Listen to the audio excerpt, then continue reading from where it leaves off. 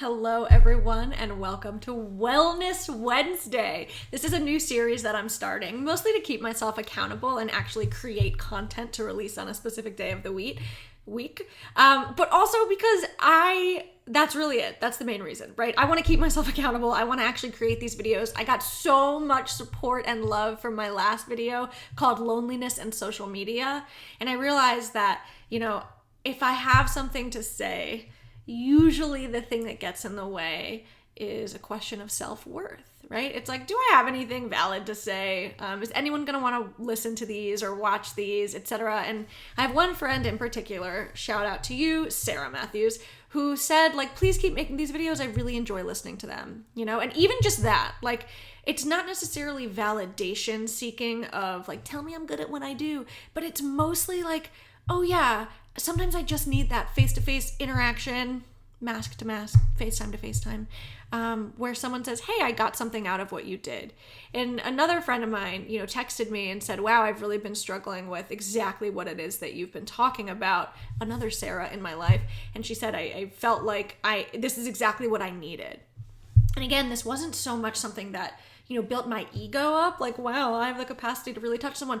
But it reminded me of the passion that I feel from having purpose and meaning to life. And when she texted me this and shared a little bit of her own experiences and struggles with me, it was kind of wow, I want to get back into this. I want to get back into making videos that hopefully people can relate to or want to hear. And if even one person is wow, thank you, because I thought I was alone in this, job complete, right? Mission done. So I'm going to keep doing it. So welcome to Wellness Wednesday. Today, I really wanted to talk about self-worth. If you saw the title to this video, which I think I'm going to name, do you have low self-worth ? Or low self-worth ? It's a little clickbaity, but yes, come watch this. Then part of you doesn't feel good about yourself in some capacity, right? And I say part of you because we're all made up of these different parts. And excuse me while I say a lot or pause. I have no idea what I'm going to say. That's how I like speaking. I don't like planning anything. I don't like having bullet points. I don't like knowing the content. Some people may say, well, it's better to be prepared and blah, blah, blah. And they're right. That's not my MO. And because this is my YouTube channel, I'm going to do things the way I want to. Baha. So, I hope this mic isn't too loud. Okay. Self-worth parts. We all have different parts of ourselves. I was in therapy years ago. I'm still with the same woman. She's phenomenal. Shout out to Wendy. And she really introduced me to the concept of parts work. And parts work is about reconciling the different parts of us, essentially. Now, we can have the rebellious part, the entrepreneur part, the creative part, the passionate part, the self-destructive part, right? Fill in the blank. But we can also attach those parts to specific times in our lives. So when I think of, and she really helped me with this, the rebellious or self-sabotaging part of myself, that part is very distinctly 13, 14.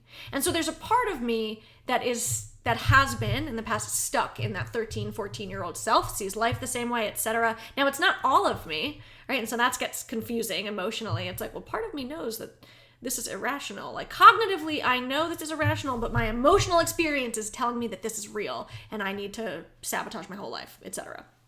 And it's really important to understand and bring awareness to and start having conversations with, as in nurturing and welcoming and honoring our emotional experiences from all of these different parts. Now you might be like, what the fuck are you talking about? But I'm going to tell you, self-worth, again, like I started to say and then got sidetracked, if you clicked on this video, there is a part of you, whether that's a big part of you, a small part of you, all of you, a microscopic portion of you, that questions, doubts, or lacks self-worth. Self-worth can be self-efficacy, right? I believe I can. It's kind of like the little engine that could. I think I can. Self-efficacy. Poor self-image, right? I don't like my body. I don't like my face. I don't like the way I look. That is incredibly common and almost universal, especially in America, and just more Western cultures. Western or Eastern? I'm looking at a map. Western, yes. I always get those two mixed up. Even though I literally studied abroad in China, studying Eastern thought. Lol. Okay. So poor self-image, self-efficacy, I'm thinking of other self. We may struggle with self-forgiveness. I have a whole video, by the way. If you if you click on my YouTube channel and you click videos, there's a lot of them. But there's one that's called self-forgiveness, love, worth, or something like that. And I talk kind of about the intricacies of these different parts of self. But basically, self-worth is comprised of so many different things. Have you ever experienced imposter syndrome? I'll come back to that in a second. Have you ever gratitude shamed? I'll come back to that in a second too. Have you ever questioned, why is this person with me? That's a lack of self-worth if you're questioning that. Have you ever settled for something because you believe, a part of you, all of you maybe, that you couldn't do better or that you don't deserve more, right? The concept of deserving and worthiness is also really, really relevant here. So going back to imposter syndrome really quickly, if you're wondering what that is, and chances are you're not wondering and you're like, yes, I've experienced that. Specifically in the workplace, although we can experience that as new parents, not even new parents, just parents, as I don't know what else, but I'll talk about in the workforce basically. Where you feel like you're an imposter. That's it. It's kind of like that game. Oh, what's that game that just went totally like viral throughout the pandemic? Among Us? Yeah, it's like, who's the imposter? I think if you don't know what I'm talking about, that's cool. It's a game and you have to find out who the imposter is. So imposter syndrome is basically like, for example, when I was working at Ashley Addiction Treatment and I was a counselor and all of my patients were older than me and I didn't have so much experience. I had maybe a year or two. I had imposter syndrome. I was really struggling with that. And imposter syndrome created narratives, right? The part of me that doubted myself created narratives about myself. And those narratives said things like, you don't know what you're doing. You know, if anyone really knows that you're 24, 25, etc., like you're going to be found out. They're not going to trust you. That didn't happen, by the way. You know, how can I have something to share with or help another person with? Oh God, how do you be a therapist? All other therapists know what they're doing and I don't, right? Imposter syndrome not only tells us I'm a fake, I'm a fraud, but it compares our insides to everyone else's outsides and says everyone else knows what they're doing and I don't. Which is one of the greatest cognitive distortions or common misconceptions out there, is that other people have it all together or have it more together than me. And as now a private practice therapist, let me tell you, no, they don't. No, they don't. Everyone struggles with different things. We know this in theory, but putting it into practice and actually internalizing it is difficult. And so what happened, and I talked about how this is exacerbated in social media or by social media in my last video, is that we are looking at other people's lives from the outside. Or maybe our friends and even our family or people in our lives have the mask, right? The thing that blocks us from authenticity more than anything else, which blocks us from actual authentic connection, which blocks us from feeling like we belong, which leaves us feeling isolated and other, is the mask, right? I need to look like I have it all together. That's the narrative. Some of us grew up in super dysfunctional households. I'm grateful that I didn't grow up in this kind of household that says, as long as everything looks good on the outside, you're fine, right? Like, let's ignore the fact that you are depressed or that there's divorce, like all this stuff. As long as it looks good, you're fine. And I talk about this with my clients often. It's like this notion of basically don't let them find out. You know, like, again, yeah, as long as you all think that I'm doing well, I'm doing well. Social media is like a cesspool of this, right? Like, I'm dying inside, but let me post all these pictures about my glorious life. This is so common. This is so common and it's isolating. And so imposter syndrome is exacerbated by comparison. And I have talked about comparison in prior videos. I think I have a whole video called comparison, or like how to stop comparing yourself to others, which is more of like an explanation rather than a how-to. But that's huge. So imposter syndrome, etc. Gratitude shaming. Again, I have a whole different video about this. It's an interview with a radio host. I hear my dog barking. He's okay. A dog walked by the window. That's for sure what just happened. And gratitude shaming is this term that I created. Maybe other people have said it too, but I've never heard it. Where we essentially minimize our own emotional experience, shame ourselves for being upset or frustrated or stressed by saying, I should be grateful. I talked about this in that podcast I did recently about vicarious trauma and compassion fatigue. For those of you working in healthcare or working with literally anyone, like other human beings, where you hear hard things, you should listen to that podcast. It's on my website. And that's hannaheliserose.com. Easy to remember. And basically, we'll shame ourselves into this faux gratitude, right? Like, gratitude is not this useful tool unless it's authentic. I cannot stress that enough. Also, for my people in recovery and 12-step programs, I know it's like, just be grateful. And it's like, Father Martin, who was the founder of my former workplace, actually addiction treatment, said that an ingrate cannot stay sober, right? Like, someone who is not grateful ever cannot stay sober. True. But forcing gratitude in an inauthentic way and almost putting this positive silver lining on our experiences also doesn't keep us sober. Also doesn't make us more grateful, right? Sometimes I have to force gratitude until it's authentic. Like, I really want to be intentional about being grateful. Otherwise, I take things for granted. That's true. But if I'm walking through something painful and I say, well, this person has it worse, that doesn't actually make my emotional experience better. I'm just still feeling shitty, and then I'm feeling shittier for feeling shitty because someone has it worse, and then I'm shaming myself. That is gratitude shaming. It is not helpful. Next time someone's struggling and you are trying to be a good friend or family member and say you really should be grateful, like that you even have a job, or you should be grateful, take "you should be grateful" out of your fucking vocabulary. It's not helpful. Okay. Imposter syndrome, gratitude shaming. So self-worth, right? Essentially, like, I'm looking at an email I just got. Yes, a client of mine just sent me an egg substitute. Really quickly, I'm just going to say, I like to input things that I'm going through and walking through. I'm currently reading this book. I'm very new in my choosing not to eat meat anymore. I'm just going to be really blunt. I don't know why I ever think that I shouldn't be. I'm going to be really blunt. Here is a tangent. When I got sober at age 20, not drinking is deviant, right? It deviates from the norm. And so what I've experienced over the last upwards of a decade is people getting really defensive about their drinking when they find out I don't drink. Now, I'm here to tell you, as lovingly as possible, I don't give a fuck what you do. I don't give a fuck how much you drink. And so anytime it's come up in conversation that I don't drink, it immediately becomes this thing where the person on the other side gets defensive about their drinking patterns. This doesn't always happen, but it happens more often than not. And then will just kind of gratuitously tell me about their drinking. Listen, as long as you're good with it, I'm good with it. And if you're not good with it and I'm not that close with you, I still don't really, I'm not taking that on as a responsibility. If you or someone you know needs help and wants to talk to someone that's actively in recovery, what's up? I'm here. I also have a lot of resources for you. But I don't need to know your drinking habits just because I don't drink. I'm not judging you. I'm not blaming you. I'm not trying to control or change you, okay? Leave me out of this. What I've noticed in my literal one full 2 days of being plant-based and week or so of thinking about being plant-based is that there's a really similar reaction. People will say things like, and this is relevant to self-worth, by the way, because we can often question our self-worth by comparing ourselves to others. This is all part of it. Whether you're the one who is deviating from the norm or you're the one questioning yourself. Either way, there can be self-worth stuff.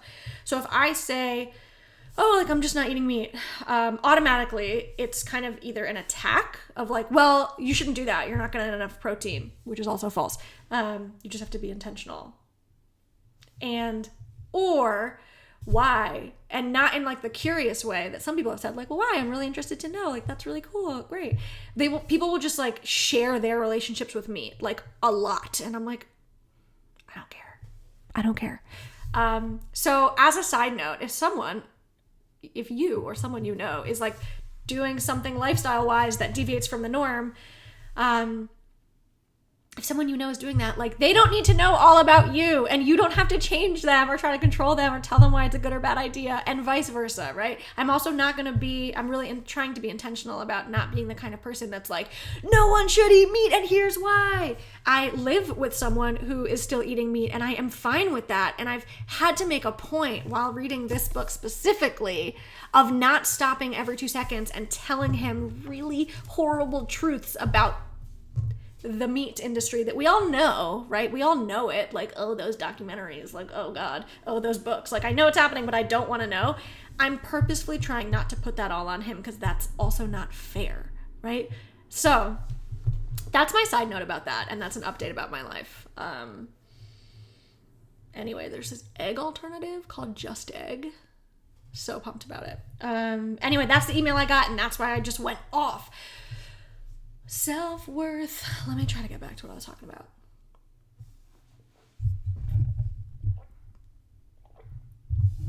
I just turned the volume down on this mic so that you didn't hear me like swallowing water obsessive, like intensely.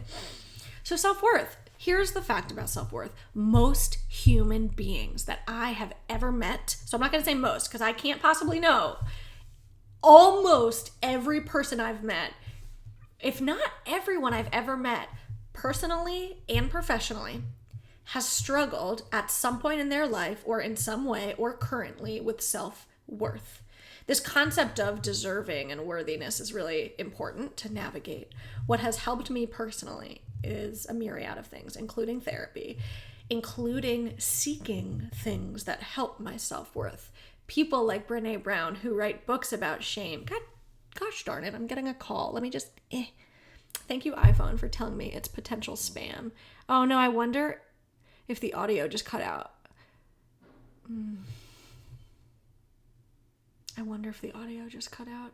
I'm going to keep talking, and if the audio just cut out, I'll deal with that later. Ugh, God.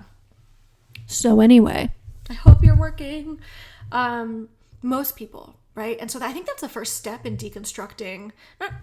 One of my first videos is called Deconstructing Shame, I think, from like 2019. But one of the first steps in identifying and working towards deeper self-worth is acknowledging, how much of you struggles with self-worth? Does it change day to day or time of day or what's going on in your life, right? Like if you get a job promotion on that day, the part of you that questions self-worth might be smaller. If you get fired, the part of you that struggles with self-worth may eclipse the part of you that does love yourself. And so know that it's not this finite, concrete thing. It's fluid and it moves. And so identifying the things that affect our self-growth or self-worth, actually, I would say that's level 2. Level 1, let us first identify if we struggle with self-worth. Level 2, internalize. This doesn't have to go in any particular order. Truly internalize that everyone else struggles with the same thing. It manifests differently, but we are all questioning our worth. Whether it's messages we've received in childhood, whether it's trauma, whether it's relationships, jobs, etc. Level 3. What is our self-worth most contingent on? Have you ever asked yourself that? Like, of all the things in my life, when do I feel best about myself? And or what is my self-worth most contingent on? Do I only feel good about myself when I'm receiving praise from others? Just notice that. Our job here is not to judge ourselves. It's to basically take this inventory, thank you 12 steps for giving me that term, of where our self-worth is. So like before doing a lot of internal work, which has been painful, and sometimes this comes up and I struggle with it, way less than I used to, but it still comes up because I'm a human being. Again, I hope this audio didn't cut out.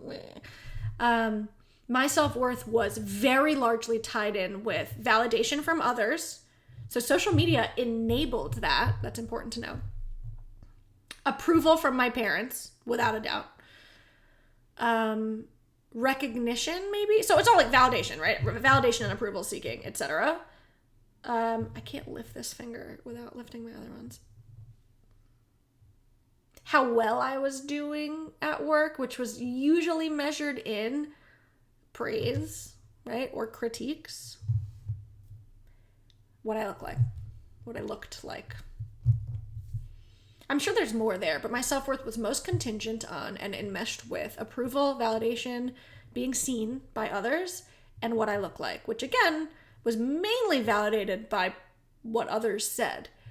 Sometimes by the scale, sometimes by how I thought I looked, but mostly on what other people said. So your self-worth may be contingent on how much money you make. That was never, for some reason, that wasn't like a big, like if I make more, I feel more worth. But I know a lot of people struggle with that. What kind of clothes you wear? Again, this is from Amazon. Woo. Also, like, if you can't tell, I used to dress professionally for these, and like, now I don't give a fuck. Thanks, COVID. And I'm also wearing sweatpants. My partner's sweatpants, actually, and there's holes in them from my dog. But for many, you know, what you wear, and if you value like clothing and designers and that kind of stuff, like awesome. I am not putting that down, but I am wondering, obviously this is a rhetorical question, like how much of your worth is wrapped up in how much you can flex on other people, basically. You know, like okay, you may have all these nice designer expensive clothes, but in COVID, if you were isolated at home and not posting on social media, would you still value those clothes? And if the answer is yes, like cool, how much of it is wrapped up in, essentially at the end of the day, when we boil it down, what other people think of you? What curated image are you giving to others? How much of my worth is based on my things, what I have? I guess that was a big one. Maybe not my worth, but my like contentment. Like I just wanted things. Now it's like I want to be a minimalist and I'm like struggling. I got to watch that Marie Kondo thing on Netflix and be like, this doesn't bring me joy. I'm going to throw it out. I want to do that. How much of your self-worth is wrapped into what others think of you, how much money you make, material things. I'm sure there's other like subsets, but so we need to identify, that's level 3, right? Like, where is my self-worth? And like get out a piece of paper and make a freaking graph. Make a, not a line graph. Bar. Yeah. Woo. School. Bar graph. Make a pie chart. I used to do this with one of my clients. Every time we had a session, I'd say, all right, pie chart. What parts of you are most active today? And they would say what percentage was the perfectionist version of them. What percentage is the self-care, authentic part of them? What percentage is the self-loathing part of them? And I have like notes for months of them checking in and saying, all right, let's do the pie chart. Super helpful to just get a feel for where you're at. Do a bar graph on where your self-worth lies. I guess you could do a pie chart too, like self-worth, and then circle. Now make little percentages, slices of the pizza pie. I haven't taken math in a long time, of how much of your worth is wrapped into different categories. I think if I were to make a self-worth pie chart today, right now, it would be, part of it would be feelings of efficacy with my clients, right? I've been mentored on how to detach from outcomes quite a bit. Because if every patient that I had when I was working at Ashley died, eroded my self-worth, I wouldn't have any. But if my self-worth is also contingent on every patient that's still sober today, I would have a lot. But both coexisting is very confusing, right? Also, I can't manage outcomes. And I used to say this to my patients in rehab all the time. My only role here is to provide the tools, and whatever you do with those tools is on you. And I had to say it so much until I believed it. Anyway, so I'd be lying if I said I'm totally detached from outcomes, right? If I'm meeting with a client for over a year and they're really struggling, there will be a part of me questioning my efficacy as a counselor. And that's a part of my identity. Now, at the same time, if for whatever reason I can't get fired. If I lost my license to counsel, people ask me this all the time, like how much of my worth, but also identity is wrapped up in being a therapist. And today at least, right, it changes. Today, if I lost my license and I couldn't practice therapy, I would still know who I am. I know that I have worth outside of that because it's who I am. That's why I do what I do. I don't do what I do to make me who I am. It's the other way around, and I know that I'm very fortunate to know that. Yeah. So I would say my self-worth can sometimes be wrapped up in that. It can still absolutely sometimes be wrapped up in like approval or validation from certain people. However, being off social media for the last year has also like cut that part out of my life like 98+%, which is incredible. So my self-worth has been able to like incubate and grow on its own in the absence of social media, and that's been really, really amazing.